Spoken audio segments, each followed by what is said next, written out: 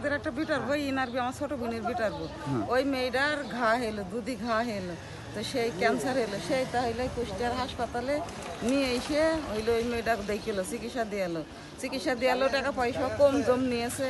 ওর মা হইলো খুব গরিব মানুষ আমার ওই বোনের ছেলে খুব গরিব মানুষ টাকা পয়সা এমন দিতে পারেনি ওই মেয়েটা দিয়েছে আর বিলেসকে যে হইলো ও বিলেছে ওর মা বিলেছে যে আমরা গরিব মানুষ আমরা হইলো আমাদের টাকা পয়সার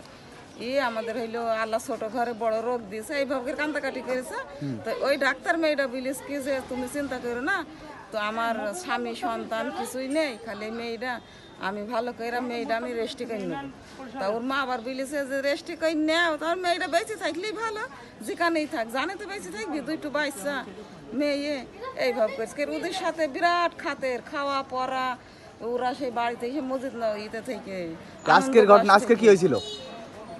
আজকে আমাদের এই টাকা নেই টাকা দিচ্ছে না আজ নাই কাল নাই কে নিছে টাকা ওই মেয়েটাই ওই মেয়েটা কে ওই ডাক্তার মেয়েটা নাম কি জানেন